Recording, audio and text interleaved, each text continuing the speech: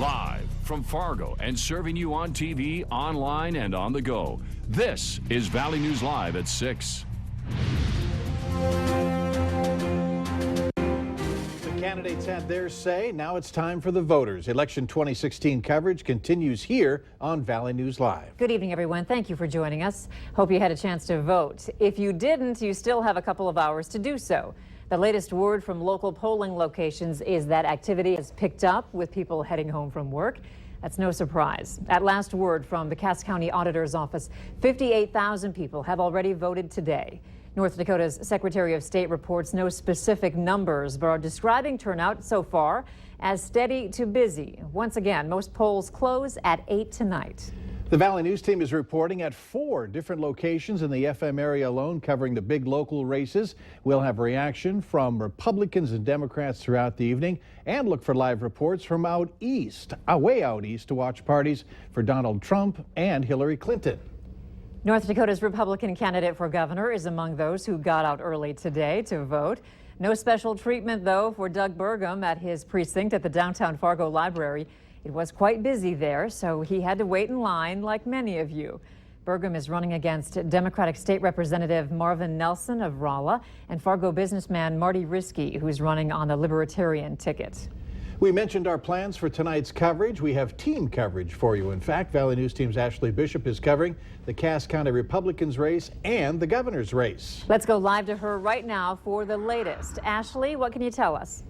That's right, Mike and Andrea. Things are finishing up. People are prepping, I should say, the finishing touches here at the Sanctuary Event Center in downtown Fargo. That is where Doug Burgum and the Republican candidates for Cass County will be this evening, watching the national and local numbers come in. Doug Burgum will be here watching to see if he will be the next governor of North Dakota. The doors open at 7, and everybody is projected to be gathering around here then. And also around 8 p.m. when the polls closes, we'll start to watch on the screens in here the numbers pop up and see who is winning. We'll have more throughout the evening, so stay with us. In Fargo, Ashley Bishop, Valley News Live.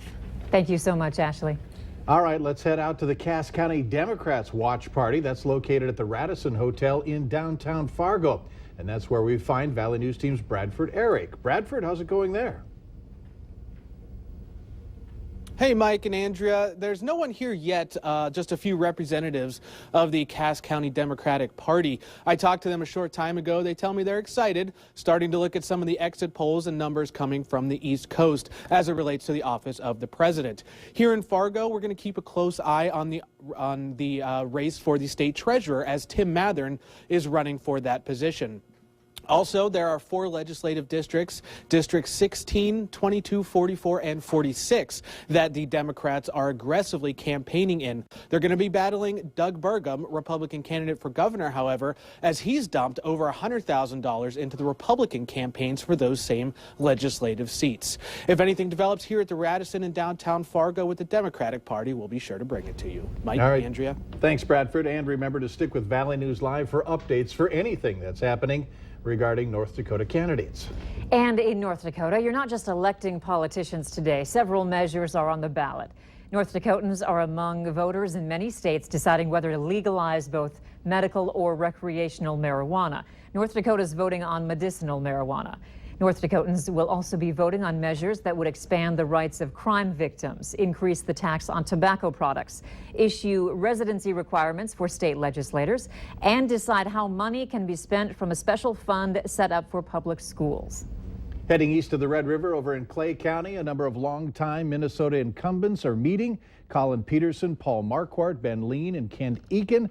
A couple of those races could be close tonight. Valley News team's Nicole Johnson is live at the Marriott in Moorhead. She joins us now. Nicole, what can you tell us? The interesting thing about voting here on the Minnesota side is the turnout. Early voting is up 167% over last year. Now, I spoke with someone here at the DFL watch party who says they expected results to be high and that Minnesota always has a good turnout, but it's going to be good for the campaign. He adds that the negativity of the presidential race shouldn't have an impact about what's going to happen here tonight. In Moorhead, Nicole Johnson, Valley News Live. All right, thanks, Nicole. An interesting thing that's on the ballot in Minnesota is an amendment to take away lawmakers' power to set their own pay. Now, right now, They can pick their own salary. Some want that to change, so a board would be choosing their pay. Over on the Republican side, we have Valley News Team's Cornelius Hawker, who's at the Speakeasy in Moorhead. Cornelius, what's going on there? Hey, Andrea. Yeah, not a lot is going on back here behind me. They have decorated the Clay County Republicans, but they're going to be here a little later once the polls close and the election results start pouring in. Now, real fast, I can say I've talked to a lot of people in the bar area. They're looking at me now. And they're just very happy that this election is over. Now, some things we're going to be covering, or I'm going to be covering over here and following the results, are the Clay County jail tax. That is something that's big. It's going to move forward whether or not you vote yes or no. Also, Moorhead schools, they're looking to extend their school levy that expires in 2017. We'll have those results for you as soon as they're made available to us. And once the Clay County Republicans get here, I'm going to talk to them after the results are out and see what's the plan moving forward. Andrea? All right, thank you so much, Cornelius. And be sure to follow Valley News Live online for the latest election results. We'll be coming to you throughout the evening, starting at 7:25, following all the results locally and nationally. Weather certainly has been a friend of the election process today. I'm guessing that will continue into the evening. Hutch, what's your vote on that?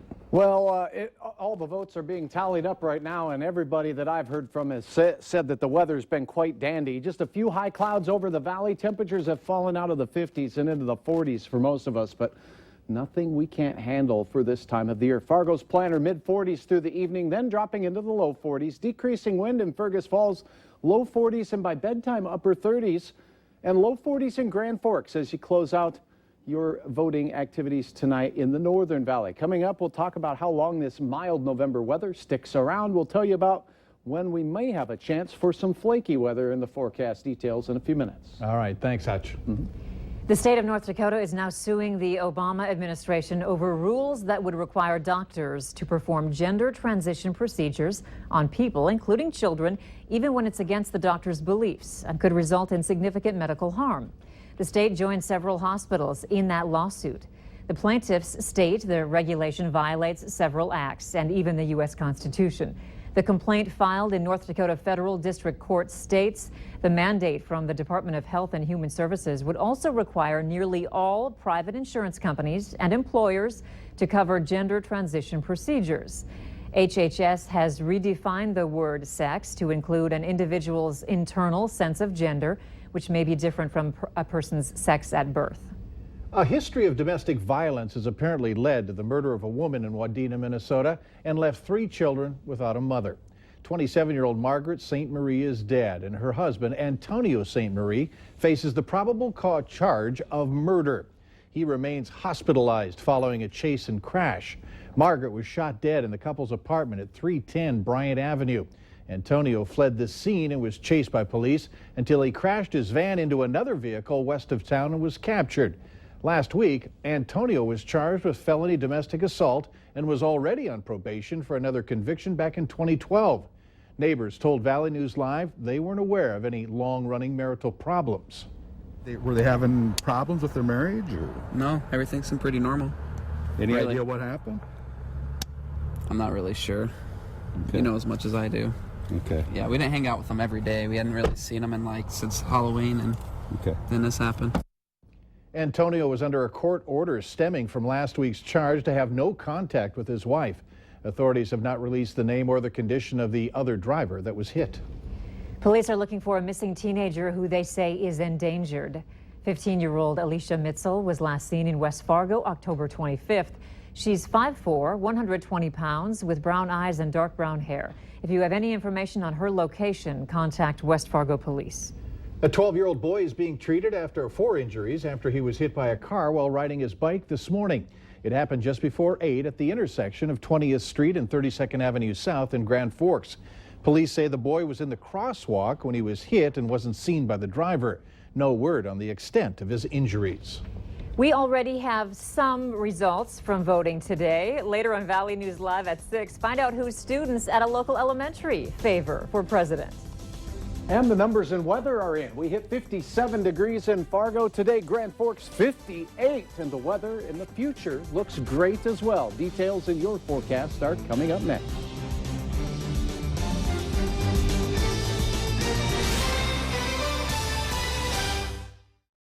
You're watching Valley News Live on TV, online, and on the go. Always on, wherever you are, whenever you need to know.